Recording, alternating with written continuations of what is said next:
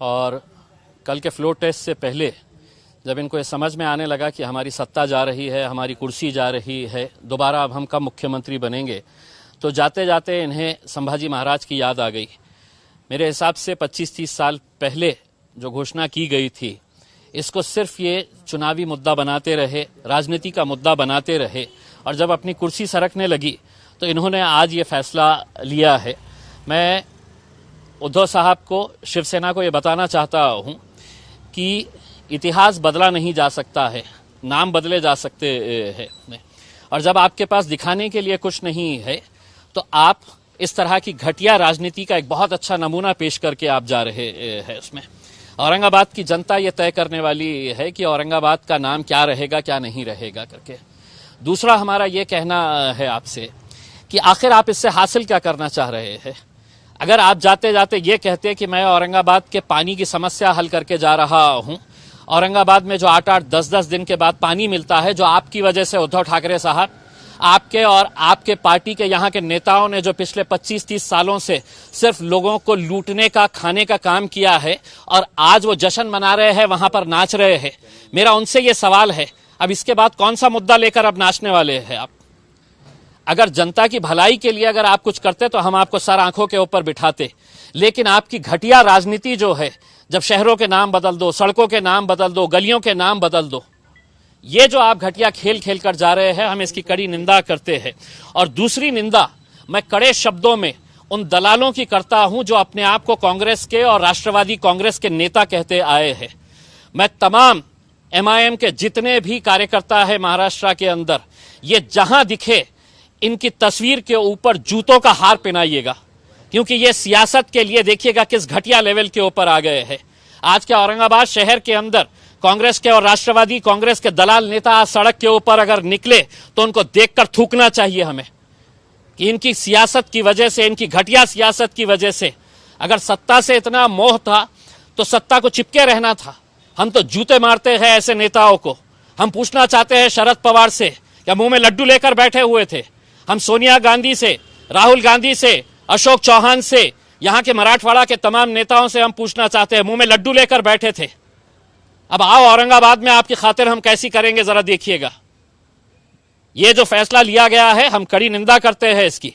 जाते जाते जब मरने के ऊपर खबर में पैर लटके हुए हैं, तब सोचे कि चलिए औरंगाबाद और उस्मानाबाद को हम खेल लिया जाए करके। उसमें उद्धव ठाकरे साहब, हम आपकी इज्जत करते थे, लेकिन जब आप ऐसे फैसले करने के ऊपर आ गए हैं, जब जाने लगे थे तो जरा अच्छे से चले जाते तो ज्यादा बेहतर था।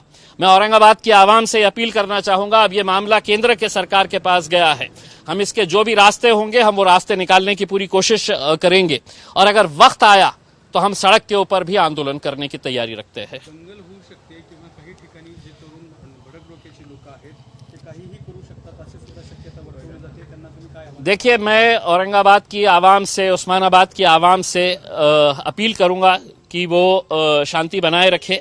अभी हमारे पूरे रास्ते बंद हो गए हैं ऐसा नहीं है, हम दूसरे भी रास्तों का इस्तेमाल करेंगे, लेकिन आज हमारी पूरी नाराजगी कांग्रेस और राष्ट्रवादी कांग्रेस, जिन्होंने हमेशा सिर्फ अपनी सत्ता की खातिर किसके साथ जाना, कैसे जाना, अपनी कुर्सी कैसी बचाए रखना, से वही खेल खेला।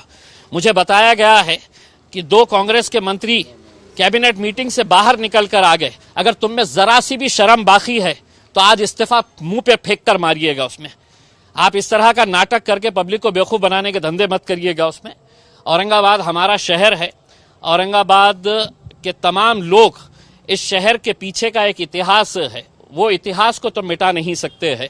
और हम ये कहना चाहेंगे कि औरंगाबाद की आवाम के लिए आप 50 नाम रख लीजिएगा, लेकिन औरंगाबाद औरंगाबाद ही रहेगा हमारे लिए। ये लोग बंडखोर जो गए हैं, ये नाम बदलने से क्या वापिस आ जाएंगे इनके पास?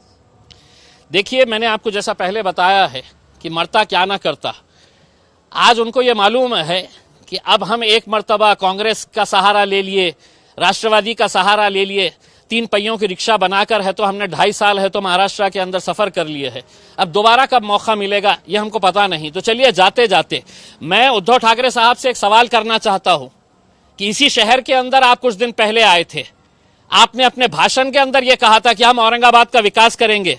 उद्धव साहब, कौन सा जादू किया आपने, छड़ी चलाया इस शहर के ऊपर कि पूरा विकास हो गया और आपने फिर है तो नामकरण का फैसला ले लिए है करके। उसमें आप ही की जबान के ऊपर आपने कहा था कि नहीं, मैं इस शहर के अंदर पानी पहुंचाऊंगा, हम इस शहर का विकास करेंगे करके। उसमें ऐसा क्या हो गया, इसका जवाब भी दीजिए आप, और आपको जवाब देना पड़ेगा उसमें। अब आप मुंह छुपाकर बैठ नहीं सकते हैं। आपको अगर कोरोना अगर हुआ है तो आप है तो इसके ऊपर आइए, ऑनलाइन आकर जवाब दीजिए औरंगाबाद की और उस्मानाबाद की आवाम को। उसमें आपकी घटिया राजनीति की वजह से आप हमारे शहर के अंदर हंगामा नहीं पैदा कर सकते हैं। ये शहर हमारा है और इस शहर के लिए अगर आप घटिया राजनीति खेल रहे हैं तो हमको उसका भी जवाब देना आता है और अच्छी तरह से देना आता है। बिल्कुल करेंगे। हमने ये बताया है कि हमारे पूरे रास्ते खुले हुए हैं और अगर वक्त आया तो हम सड़क के ऊपर भी आंदोलन करने की हमारी पूरी तैयारी है। देखिए, मैंने जैसा पहले बताया था, संभाजी महाराज, छत्रपति संभाजी महाराज, छत्रपति शिवाजी महाराज, फुले शाहू अंबेडकर, ये घटिया नेताओं के लिए महज सिर्फ एक नाम है। अपनी राजनीति चमकाने के लिए, अपनी दुकानदारी चलाने के लिए सिर्फ ये नाम है। वरना मुझे बताइएगा कि क्या वजह है कि इतने सालों तक आपने पेंडिंग करके रखा था और जब जाते जाते जब अपना मरने के जैसी हालत हो गई है, अपनी सत्ता गिरने वाली है, तो तब जाकर आप ये खेल खेल लेते हैं। इसमें क्या वजह है आपके? आप ये बताइएगा हमारे को कि अचानक जाते जाते आपको क्यों ख्याल आया? यही तो हम कहते हैं कि आपको संभाजी महाराज से कोई आदर है, सम्मान है, प्रेम है, ऐसा नहीं है। आप उनका नाम लेकर अपनी राजनीतिक दुकान चलाना चाह रहे थे।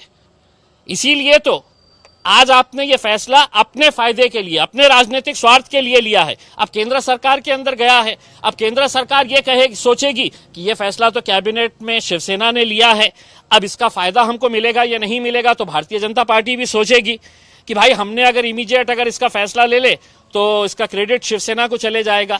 तो संभाजी महाराज से किसी को मोहब्बत है, इनको ऐसा नहीं है। हम तो ये साफ कहते हुए आए हैं कि हम छत्रपति संभाजी महाराज, छत्रपति शिवाजी महाराज, फुले शाहू अंबेडकर, हमने कभी भी अपने राजनीतिक स्वार्थ के लिए इन लोगों का नाम नहीं लिया है। ये बहुत महापुरुष है, हम इनका आदर सम्मान पूरी तरह से करते हैं, लेकिन अपने राजनीतिक स्वार्थ के लिए कभी भी इनका नाम का इस्तेमाल नहीं किया है, जो ये राजनीतिक पार्टियां आज तक करते आए हैं। देखिए, मैं यही सवाल शरद पवार साहब से पूछना चाह रहा हूं। राष्ट्रवादी कांग्रेस के जितने भी नेता हैं, और खास तौर से मैं औरंगाबाद के उन दलाल नेताओं को कि आज रात में अगर तुम में हिम्मत है तो शहर के अंदर घूम के बताओ। राष्ट्रवादी कांग्रेस के और कांग्रेस पार्टी के जितने भी नेता हैं, मैं तुमको चुनौती दे रहा हूं कि अगर आज शहर के अंदर तुम्हारे में हिम्मत है तो आओ, निकल के बताओ।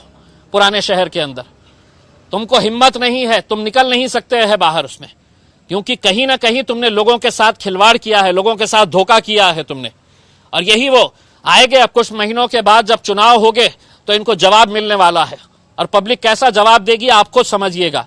लेकिन जब तक मैं ये कह रहा हूं, ये जितने भी नेता हैं, इनके बड़े बड़े नेता, इनके फोटोज के ऊपर चप्पलों का हार पहनाइएगा और उसके ऊपर सोशल मीडिया के ऊपर वायरल करिएगा, क्योंकि ये इसी के लायक ही है। अब चंद्रकांत खैरे साहब, बिल्कुल अब उनके लिए डांस करने के लिए ही अब वक्त रह गया है, और मैं तो चाहूंगा कि वो एक प्रोफेशनल डांसर बन जाए करके उसमें, क्योंकि अब आगे की राजनीति तो वो कर नहीं सकेंगे, अब सिर्फ डांस करने का है। क्योंकि ये मुद्दा पिछले 25 सालों से चंद्रकांत खैरे साहब के लिए उनकी रोजी रोटी का जरिया था ये। अब ये एक मर्तबा हल हो गया है तो आप क्या करने वाले हैं वो पता नहीं है, तो इसलिए